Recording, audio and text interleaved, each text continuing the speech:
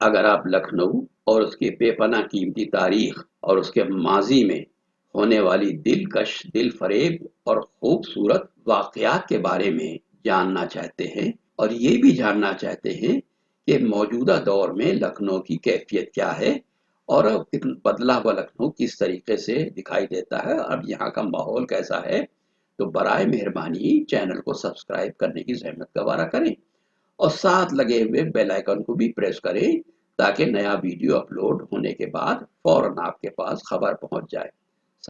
قدیم لکھنؤ کے قدیم گلی کوچوں اور محلوں کے بارے میں ویڈیو سیریز لگاتار میرے ذریعے بنا کر پیش کی جا رہی ہے، اور یہ ان لوگوں کے لیے ہے جو یہ جاننا چاہتے ہیں کہ لکھنؤ پرانے وقتوں میں کیسا تھا، اور ان محلوں کو آباد کرنے والے کون کون لوگ تھے، اور ان کی کیا تاریخی اہمیت، ان کا بیک گراؤنڈ کیا ہے۔ اسی سلسلے میں پاٹے نالے کا ذکر کیا جانا بہت ضروری ہے۔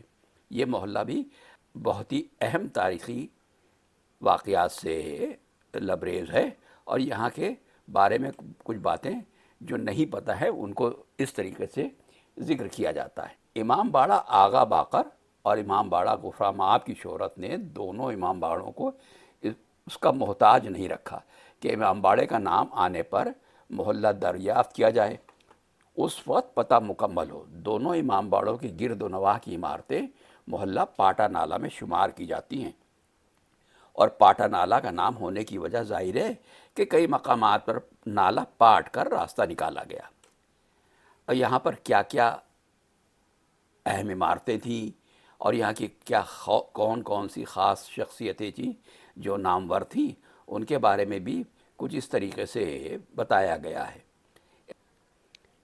پاٹے نالہ کی ایک اور مشہور شخصیت مولانا عین القضا صاحب اور ان کا قدیم مدرسہ دارالمبلغین کافی مشہور ہے، اور یہ لکھنؤ کی ایک نامور شخصیت میں سے تھے۔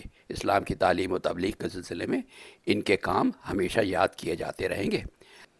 اگر آج ذکر کیجیے پاٹے نالے کا تو یہاں کے حلوائی کافی مشہور ہیں، اور ساتھ ہی ساتھ میں دو نام ایسے ہیں جن کو لکھنؤ کا بچہ بچہ جانتا ہے۔ اس میں ایک ممدو شکنجی والے، اور دوسرے پاٹے نالے کے بالکل اخیر میں موجود ادریس، جن کی بریانی کافی مشہور ہے اور یہاں کافی بھیڑ رہتی ہے۔ ایک خاص عمارت جو یہاں پر ہے جس کا ذکر کیا جانا ضروری ہے وہ ہے غسل خانہ۔ سید العلماء کا بنوایا ہوا پختہ اور وسیع مکان ہے، جس میں مردوں کے غسل کے واسطے حوض، پانی کی گزرگاہ، غسل کے لیے چبوترا، صحن میں بیری کا درخت، تجہیز و تکفین میں شرکت کرنے والوں کے لیے دو رویہ عمارت، عالی شان پھاٹک اور پشت پر دوسرا دروازہ موجود ہے۔ لاتعداد اموات کو یہاں سے غسل دے کر مختلف امامباڑوں اور قبرستانوں میں دفن کیا گیا۔ افسوس ہے کہ عمارت کے کئی حصے گر چکے ہیں، صرف غسل کی جگہ باقی ہے، اور صفائی و مرمت کی بڑی ضرورت ہے۔ ظریف جو ایک مشہور شاعر تھے، انہوں نے غسل خانے کو بھی اپنے مزاحیہ کلام میں کچھ اس طرح یاد کیا ہے۔ وہ کہتے ہیں، غسل خانے میں یہ غسال سے مردہ بولا، غسل خانے میں یہ غسال سے مردہ بولا، جیل ہے قبر تو یہ گھر ہے حوالات مجھے۔ اس محلے کے مشہور رہنے والوں میں مرزا محمد عسکری کتاب خاں تھے، جو 1324 ہجری تک زندہ تھے۔ کتاب خوانی عموماً فارسی زبان میں ہوتی تھی۔ کتاب خاں مجلس میں عام طور پر آخر میں پڑھتا تھا۔ اس کے بعد ماتم حسین اور زیارت اور فاتحہ ہونا قدیم مجلس کا آغاز اور انجام تھا۔ اس محلے کے مشہور رہنے والوں میں مرزا محمد اخباری، شیخ محمد جان شاد، میر مہدی حسین ماہر، حکیم میر باقر حسین، چھوٹی شہزادی وغیرہ قابل ذکر ہے۔ پاٹے نالے میں ایک امام باڑہ بھی ہے، جسے میر احسان کا امام باڑہ کہا جاتا ہے۔ محلے کی پرانی عمارت تھی، جس کو اس عہد کے محدث اور ذاکر اعظم مرزا محمد اخباری ابن مرزا ببر علی نے خریدا اور سکونت اختیار کی۔ فن کتابت میں ان کا نظیر نہ تھا۔ ہر تقریر حدیث میں، جو کہ کافی مشہور ہوئی تھی، اس سے شروع کرتے تھے اور گھنٹوں پڑھتے تھے۔ دور شاہی میں آپ کسی خفیہ ریشہ دوانی سے جلا وطن کر دیے گئے۔ حسین بخش حبشی ملازم فیض آباد ساتھ گیا۔ بادشاہ کو بھی اس صاحب کمال کے ترک وطن کا صدمہ تھا، مگر ملکہ کی ناراضگی ناگزیر تھی۔ اپنی صفائی میں ممدو نے دعائے بد کا بھی ارادہ کیا تھا۔ غدر کے بعد تبدیلی سلطنت ہوئی اور آپ پھر لکھنؤ واپس ہو گئے، اور کچھ عرصے بعد آپ کا یہیں لکھنؤ میں انتقال ہوا۔ امام باڑہ مذکور میں ہی آپ سپرد خاک ہوئے۔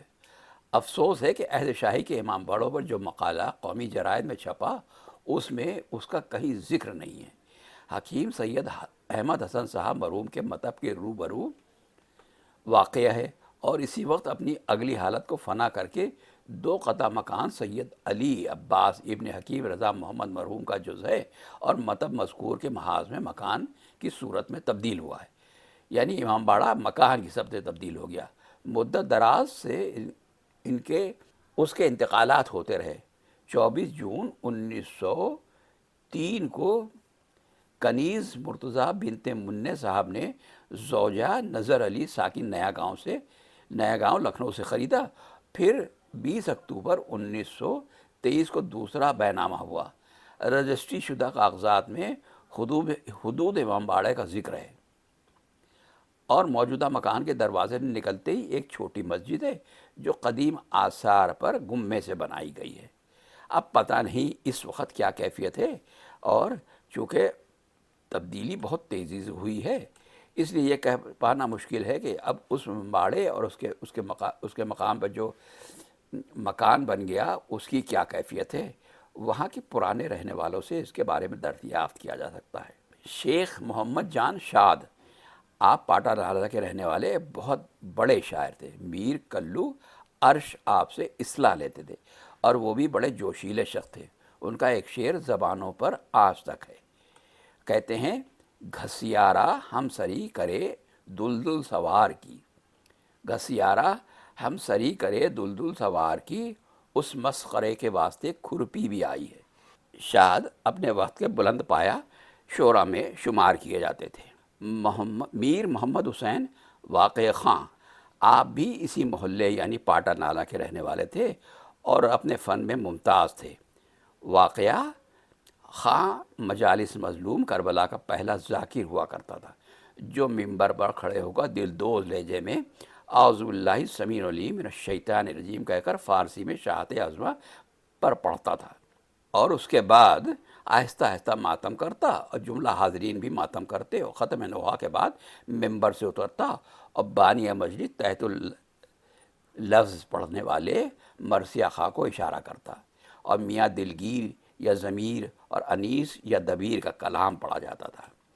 نواب میر مہدی حسین ماہر لکھنؤ کے امیروں میں ماہر مشہور شاعر گزرے ہیں، جو دولت مندی میں اور اردو ادب میں ممتاز حیثیت کے مالک تھے۔ ان کی کوٹھی پاٹا نالہ پر انگریزی دور کی بنی ہوئی آئینی پھاٹک کے نام سے اب بھی باقی ہے۔ آپ کے خاندان شاہی کی مشہور خاتون تاج محل کی دولت سے 22 لاکھ روپیہ علاوہ جواہرات ورثہ میں ملے تھے، جس میں 8,32,000 روپیہ کسی سیاسی مسئلے سے پیرس ملک میں فرانس کے بینک میں جمع کر دیا تھا، جو ماہر کے دنیا سے گزرنے اور غیر ملکی قوانین کی زد میں آنے سے ان کی اولاد واپس نہ لا سکی۔ یہ روپیہ کار خیر میں بھی لٹا۔ شرح نے گزشتہ لکھنؤ میں ماہر کی بنا کردہ مجلسوں اور سامان اعضاء میں جدت ترازیوں کا ذکر کیا ہے۔ ان مجلسوں کا اودھ اخبار، تذکرہ بے بہا وغیرہ میں بھی ذکر آیا ہے۔ ماہر رشید کے ہم عصر تھے، اور خزینہ خیال ان کے مطبوعہ دیوان کا نام ہے۔ وہ بہت بڑے مفکر، مدبر، قانون داں اور بہادر تھے۔ کربلائے معلیٰ کے بند حمام میں ان سے اور ایک جن سے بڑی دیر تک بھیگی لنگیوں سے مار ہوئی تھی۔ ماہر گراں گوشت تھے۔ ان کے کئی فوٹوگراف مختلف سن و سال کے بہت سے لوگوں کے پاس لکھنؤ میں موجود ہیں۔ ان کے 2 بیٹے تھے، نذیر حسین اور عابد حسین، جو چھوٹے صاحب اور بڑے صاحب کہہ کر پکارے جاتے تھے۔ نذیر حسین لکڑی، بنوت، کشتی کے استاد تھے اور عمدہ شہسوار تھے۔ بڑے صاحب شعر بھی کہتے تھے۔ شیدہ تخلص تھا، مرثیہ پڑھتے خوب تھے، باپ کے مرثیے وہی پڑھتے تھے۔ چھوٹے صاحب مجلسوں کے مجدد تھے، تصویریں یعنی فوٹوگراف بھی خوب بناتے تھے۔ انہوں نے گھر میں ٹیلی فون کے رواج سے پہلے ہی اپنے گھر میں ٹیلی فون لگا رکھا تھا اور اپنے کمرے میں پٹری بچھا کر ایک ریل بنائی تھی۔ کوٹھی آہنی پھاٹک کا نام قصر بکھا رکھا تھا۔ یہ 8 گھوڑوں کی گاڑی پر نکلتے تھے۔ عربی نسل کے مشکی ان کے استبل میں تھے۔ جاج پنجم جب لکھنؤ آئے تو موصوفی کی گاڑی پر میڈیکل کالج کا سنگ بنیاد رکھنے لائے گئے، اور چھوٹے صاحب نے حسن انتظام سے واپسی کے وقت گھوڑے کی جوڑیاں بدل دیں۔ حکام ضلع کو حیرت ہوئی کہ ان کے استبل میں کتنے گھوڑے ہیں۔ دونوں بھائی لاولد تھے۔ ماہر 1325 ہجری میں انتقال کر گئے۔ ان کی غزل کا ایک شعر ذرا ملاحظہ ہو: شب وصال وہ سر رکھ کے جس پہ سوئے تھے، شب وصال وہ سر رکھ کے جس پہ سوئے تھے، تڑپ رہا ہوں وہ تکیے گلے لگائے ہوئے۔ ماہر کے داماد سید اصطفیٰ عرف لڈن صاحب خورشید بھی بڑے بلند پایا شاعر تھے۔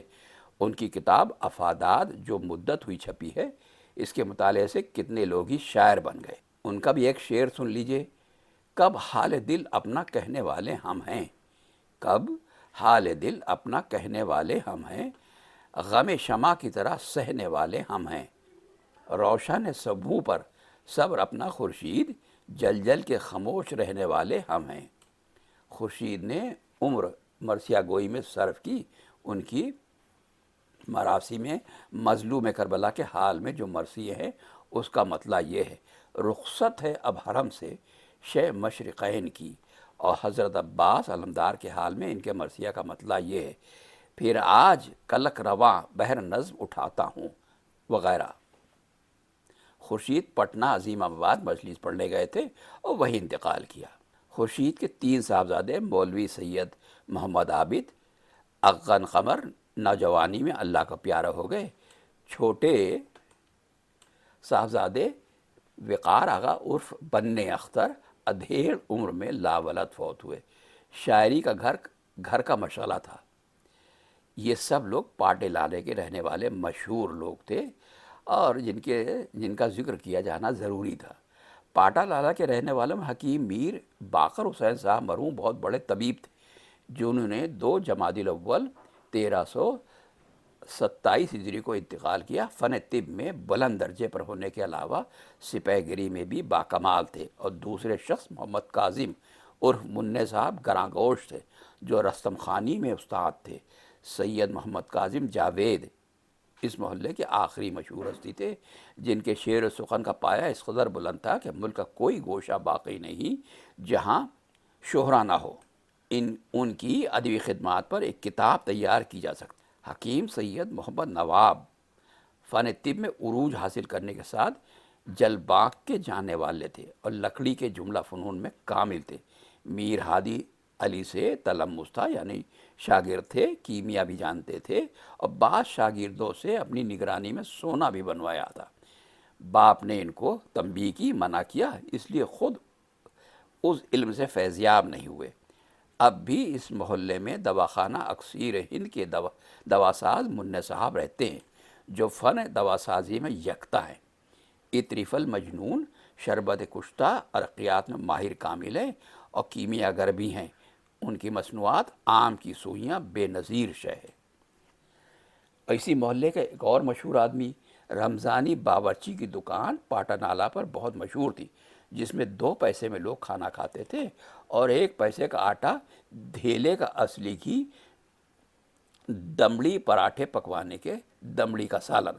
یہ دکان کے کھانے والوں میں اب تک شائقین موجود ہیں اور اپنی عمر کی آخری گھڑیاں ختم کر رہے ہیں، یعنی اس وقت کا ذکر ہے جب یہ کتاب لکھی جا رہی تھی۔ سیاہ روشنائی کی دکان پاٹا نالہ کا خاص تحفہ تھا اور تمام اہل علم اور طلباء اسی روشنائی سے لکھتے تھے۔ یہ عہد شاہی کا کاروبار تھا جو 20 سال سے تقریباً ہو گئے ختم ہو گیا۔ یہ روشنائی کسی درخت کے پتوں پر سکھائی جاتی تھی اور پڑیوں میں فروخت ہوتی تھی، اور اس نسل کا آخری کاریگر لنگڑا اور دونوں پیروں کا پنجہ گھوما ہوا تکلف سے راستہ چلتا تھا۔ یہ محلہ مطب حکیم باقر حسین کے سامنے جو گلی ہے اور راہگیر کہراویوں کی طرف سے جب جانا چاہتا ہے، یہاں سے سیاں شودے کی سبیل تک سنی شیعہ فسادات کا مرکز رہا اور کئی بار یہاں پر فرقہ وارانہ لڑائی ہوئی۔ کہتے ہیں نواب اصغر حسین فاخر کا مکان ان کی اولوالعزمی اور فیاضی کو یاد دلاتا ہے۔ ان کی بنا کردہ مجلسوں میں پبلک چائے کی تعریف میں یہ کہتی تھی کپ میں اس قدر دودھ اور بالائی گاڑی کہ تنکا کھڑا ہو جائے، اور شربت اس کثرت سے کہ پاٹے نالہ کے دھوبی اپنے بیل تک کو پلائیں۔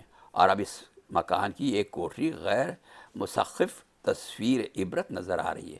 اصغر حسین فاخر مرثیہ پڑھ رہے تھے، ہاتھ میں ہیرے کی انگوٹھی تھی کہ کسی مصرے کو بتانے کے لیے سلسلے میں ہاتھ اٹھایا اور انگوٹھی ممبر سے دور مجلس میں گری۔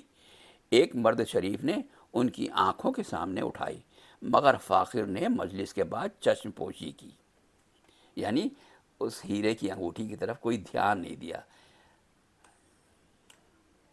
نواب بہادر حسین خان انجم پاٹا نالہ رہنے والے شاعر اور فوٹوگرافر تھے، جنہوں نے درگاہ حضرت عباس میں اولاد ہونے کی دعا کی اور بیٹا ہونے پر درگاہ رسید و نظم کر کے چڑھائی۔ یہ نظم دیکھنے کے لائق تھی۔ انجم ایک باتصویر مثنوی اہل لکھنؤ پر نظم کر رہے تھے۔ افسوس ہے کہ عمر نے وفا نہ کی اور جام حیات لبریز ہوا۔ بدلے شاہ کی مسجد پاٹا نالہ پر اگلے زمانے کی ایک چھوٹی مسجد ہے، جس کے بانی کا اصل نام بدر علی شاہ تھا۔ دارالمبلغین لکھنؤ سے گزر کر بائیں ہاتھ کی گلی میں ہے۔ اس گوشے کا نام چڑی مار ٹولہ ہے۔ ممکن ہے کبھی یہاں سیاد بستے ہوں۔ مسجد کی امامت مولوی احمد علی حنفی کرتے تھے۔ یہ تھا جناب پاٹے نالے کی تاریخ کا کچھ بیان۔